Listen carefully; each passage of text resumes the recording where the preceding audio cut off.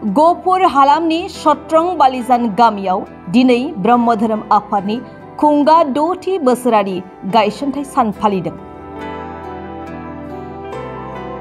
दाब दाब जायगायाव फालिनाय बायदिनो दिनै गहपुर हालामनि सत्रं बालिजान दालाय आफादनि बानजायनायाव दुलाराय ब्रह्म धोरोम आफादनि गायसनथाय सान फालिथायखौ सत्रं बालिजान ब्रह्म मन्दिराव सानसेनि मेहेरगोनां हाबाफारिनि गेजेरजों फालिनाय जायो। बे हाबाफारियाव गाहाय आलासि महरै दुलाराय ब्रह्म धोरोम प्रसाद संसदनि बाबा मनरन्जन ब्रह्म बाबाया बाहागो लाफैयो। बे हाबाफारिनि गेजेरजों बिथांमोनहा धोरोम गायसननायनि मुङाव फिरफिला बिरहोनायजों लोगोसे गुरुदेव कालीचरण ब्रह्मनि सावगारियाव बिबार बावो आरो जयग आहुति होनाय हाबाफारि लायो।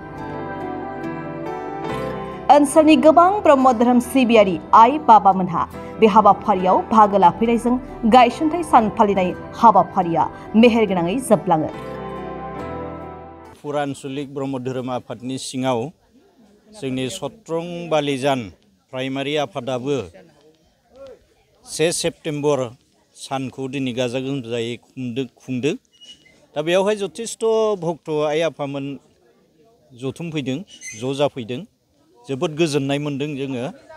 जोंजों लोगोसे दिनै दुलाराय ब्रह्म धोरोम प्रसार संसदनि गाहाय प्रसारक आफाबो थाफैनो हादों बा आलासि हिसाबै आफाया नुजाथिफैनो हादों आरो लोगोसे जोंनि दुलाराय ब्रह्म धोरोम प्रसार संसदनिनो लोगो गाहाय प्रसारक मानगोनां मुस्रि रबिराम बसुमतारी आफायाबो थाफानो खाबु मोन्दों आरो थिग बेबायदिनो आन्चलिकनि माखासे बिबानगिरिफोर आरो प्राइमारि आफादनि माखासे बिबानगिरिफोर थाफानानै दिनैनि बे हाबाफारिखौ खोब मोजाङै जाफुंसार होनायाव मदद होफैदों।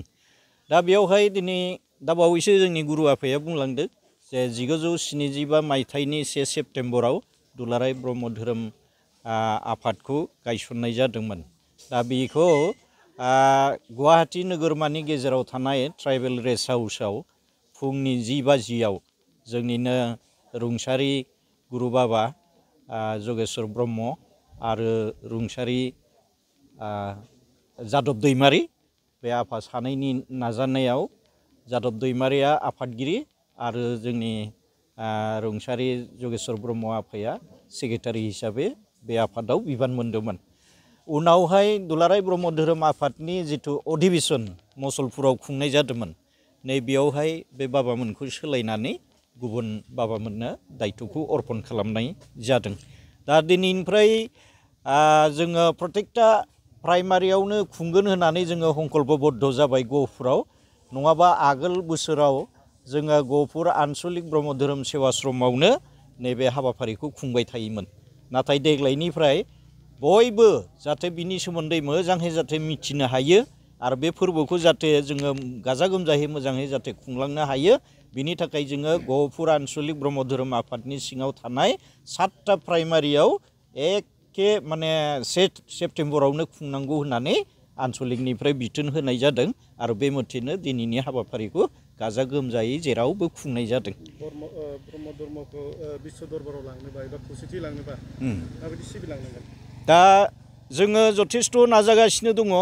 जोंनि ब्रह्म धर्मखौ बा जोंनि गुरुदेव कालीचरण ब्रह्मनि जिथु बिहोमा बेखौ जोङो बिश्व दरबाराव गायसननो थाखाय जोङो देहेखे नांगासिनो दङ। दा बिनि थाखाय जोंनो खोलोमनि जर नांगौ।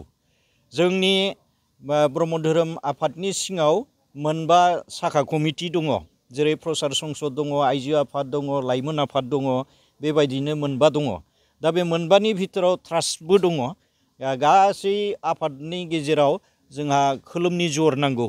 जिहेतु आजिखालि खोलोमनि जरजोंसो जोङो जोंनि गुरु बा धोरोमखौ जोङो बिश्व दरबाराव गायसननो हायो। जेरै गुबुन गुबुन धोरोमफोरा दिनै आमेरिका, जार्मान, जापान, इंलेण्ड जेरावबो दिनै हमना ला असमियाफोरखौ नामघर गायसनहैदों भागवतीफोरा, थिग बिदिनो बिसोरो सारा बिश्वआवनो दिनै गोहोम खोख्लैनो हादों।